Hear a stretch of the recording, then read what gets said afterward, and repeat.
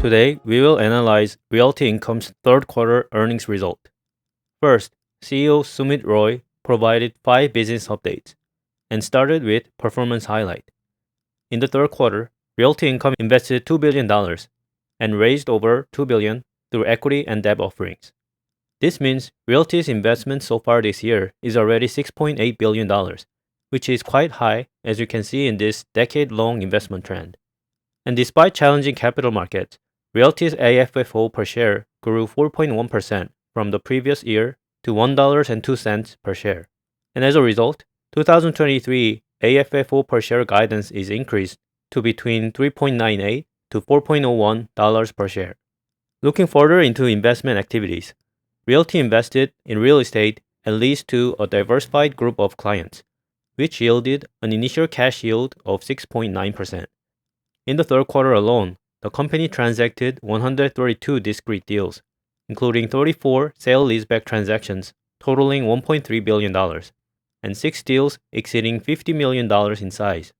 And the decline of 30 basis points in investment spread from the second quarter is attributed to the significant increase in the cost of capital in a short period. To provide context, the average 10-year yield increased by approximately 55 basis points from the second quarter to the third quarter. From an operating perspective, Realty's portfolio still remains healthy, with 98.8% occupancy rate at the end of third quarter. Although this is slightly down from the historically high 99% occupancy level from the previous 3 quarters.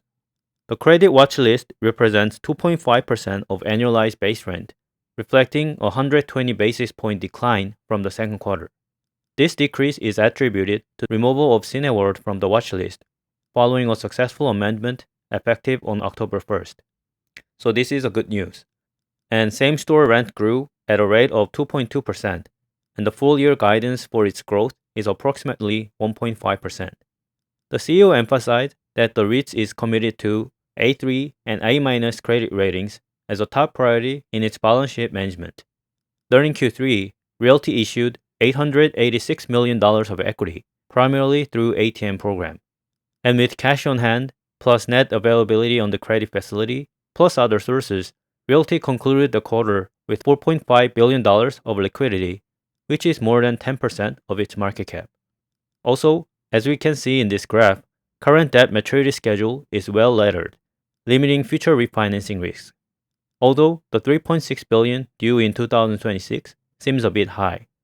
On an ending note, CEO emphasized that Realty's stable growth model can generate predictable cash flows to support its monthly dividend payouts, as it has done so in the past 29 years with 104 consecutive quarterly increases. He also expressed excitement for future, with the expected M&As providing growth in 2024 and beyond. And we will look into these recent large M&As towards the end of this video. Now, let's take a look at financial performance. The CEO already provided occupancy rate and same-store rental revenue change. But if we look at the top industries that drove rental growth here, theaters and fitness contributed the most. These sectors are rebounding from the lower rents during the lockdowns. So if we exclude these rather temporary positive bumps, the overall rent increase seems to be just about 1%, which is much lower than the recent inflation rate.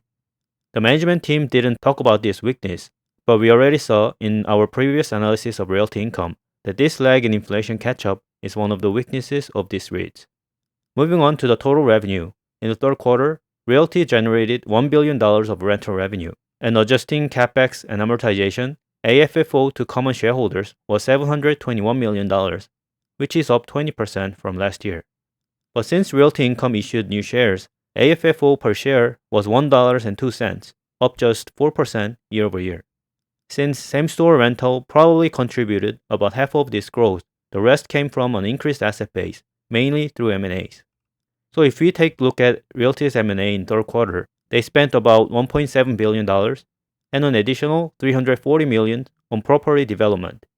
As a result, total real estate investment was $2 billion, up 9% year over year. And approximately 20% of the annualized contractual rent generated by this investment is from investment-grade clients. So it looks like Realty is maintaining high-quality tenants. Now, let's see the most helpful parts of the Q&A session. Regarding the company's strategy, CEO asserted that Realty is finding opportunities where existing clients are seeking rent concessions. This might have a temporarily negative impact on occupancy levels due to the time lag in transitioning new clients at elevated rents. However, the overarching goal is to enhance economics through rent recapture, even if it involves a slight expense on the occupancy side. And Realty intends to push this strategy forward to showcase a differentiated asset management platform to the market. Next, regarding the record-breaking European deal volume, the CEO mentioned the large transactions in pipeline include sale-leasebacks with grocery operators in the UK, such as Asda for 900 million and Morrisons for 170 million. These two European transactions took longer, and cap rates in international markets might take longer to adjust compared to the US. Also, the management aims to maintain a balance, with international investments typically comprising around 30 to 40% and US investments making up 60 to 70%. And lastly, regarding the Spirit acquisition, both Moody's and S&P reaffirmed their current ratings with stable outlooks. The complementary nature of the portfolio resulted in credit neutral or even credit positive outcomes. Also, key credit metrics and bond covenants were essentially unmoved, and additional scale provided by the acquisition was considered positive by the management. As M&A is becoming more and more important for these REITs, we summarize large M&A deals announced recently. First, let's talk more about the Spirit deal. Realty Income and Spirit Realty Capital are merging in an all-stock transaction valued at approximately $9.3 billion, which is expected to close in Q1 2024. Spirit shareholders will receive 0.762 Realty Income common shares for each Spirit share, resulting in 87% ownership by Realty Income and 13% by Spirit shareholders in the combined company. The anticipated benefit for Realty Income shareholders of this merger include 2.5% AFFO per share accretion, cost synergies, diversification, and a size up to $63 billion, which would solidify Realty as one of the largest real estate companies in the S&P 500, ranking it as the fourth largest REIT in the index. It's worth noting that this M&A is leverage neutral, which means Realty would maintain conservative credit metrics, remaining as one of the few US REITs with A3, A- credit ratings. Pro forma for the merger, Realty expects to stay in the top 200 of the S&P 500 index.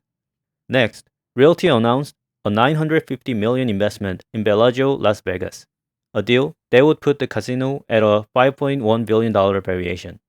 This JV is between Realty Income and Blackstone Real Estate Investment Trust, aka BREIT, and is expected to close in Q4 2023. This JV will have a 95% stake in the Bellagio. In total, Realty will invest $950 million for common and preferred equity interest into this casino, acquiring a 21.9% indirect interest. And Blackstone will retain 73.1% indirect interest. And lastly, MGM Resorts International will keep a 5% interest in the property. The Bellagio, located on the Las Vegas Strip, has 4,000 guest rooms, gaming space, and meeting facilities under a triple net lease with MGM. And this deal marks Realty Income's second investment in the gaming industry, and management emphasized that this is in line with its strategy of focusing on high-quality real estate partnerships at scale. Lastly, Realty formed another JV, and this time with another public REIT called Digital Realty, or DLR, for the development of two build-to-suit data centers in Northern Virginia. In this deal, Realty invested $200 million to acquire an 80% equity stake, while Digital Realty maintains a 20% interest. The build-to-suit facilities are 100% pre-leased to an S&P 100 investment-grade client, generating a 6.9% initial cash lease yield from mid-2024. The data centers, with construction starting in Q4 2022, will deliver 16 million watts of initial capacity, expandable up to 48 megawatts at the client's option. This deal marks Realty's first investment in the data center sector, but Realty Income's management claimed that this investment is in line with its strategy of partnering with industry leaders and providing attractive risk-adjusted returns. Okay, that's it for the update on Realty Income this quarter. Please hit the like button and subscribe to the channel if the content was helpful. Thanks guys.